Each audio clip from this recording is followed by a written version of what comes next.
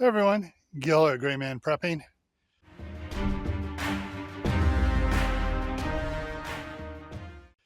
I know most of the videos I've been doing about taking down the trees have been over on Camp Patton Family Compound, but I want to share this one for you guys as far as on prepping concerns, and that has to do with what I have stacked up here behind me. Let me get on the other side here. All right, so this here is just part of the wood. And you look how big some of these stumps there are. Yeah, they're huge here. Now this, from this point here to the shop, is 24 feet. It goes about 24 plus feet beyond the shop out that way there, and comes back this way quite a bit. The shop itself is 40 feet long. And so, on average up here, we're looking at 4 feet average.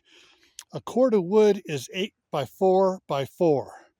And so basically it'd be for every 4 feet we go this way, you got 3 cords of wood. Now, some are going to say, oh yeah, but that's loose. Yeah, this is pretty much loose stack, but there is a bunch of solid. Now you just when this gets split up, it's going to take up a lot bigger area than that. Just the way that wood works when you split it. And so it comes on back over to here. And so,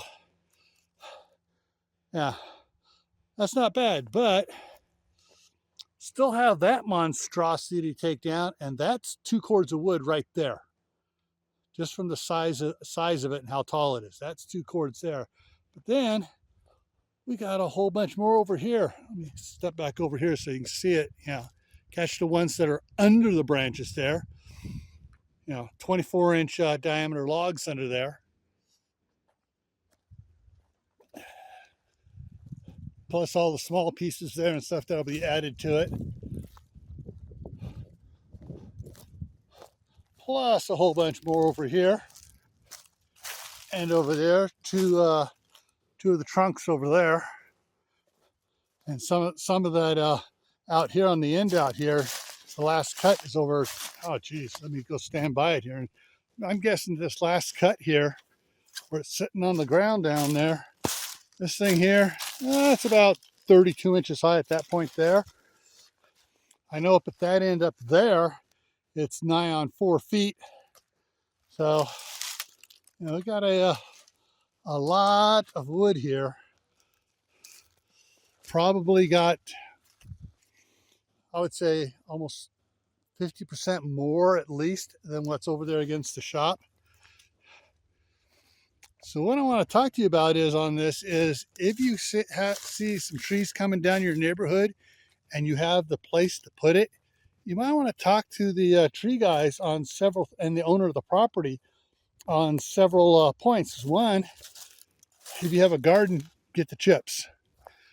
Got several truckloads of chips here. Got a couple truckloads underneath there that it landed on. And then I've already hauled around into the garden at least a truck and a half load back to the garden area. And then there's another truckload over in the field over there, and they're going to be dumping more over there as well. But if you can get a truckload, the load of chips from a neighbor's tree bits being brought down, a lot of times the tree guys will be very happy to dump it, especially if it's like next door, a couple doors down. That way they don't have to haul it anywhere. The next thing is to find out about the firewood itself. Getting it, stacking it. They'll be happy to drop it off in your driveway, or if it's your next door neighbor, they'll let you just go over and get it. If it's if the neighbor still wants it, wants to do it that way, and you can just get yourself a supply of firewood on the cheap. So that's things to think about when it comes to trees coming down in the neighborhood and stuff, is what you want to do for your own preparedness by getting stuff for free or getting it really cheap.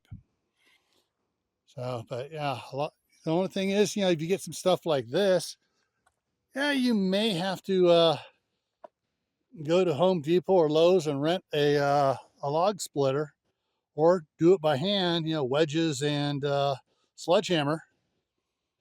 If you do that, think of it this way: it's a great workout.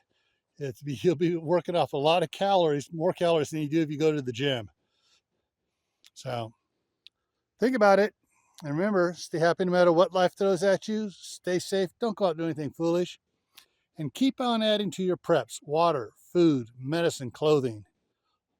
Learn a new skill every month and try to add heat sources and garden compost to your supplies as well.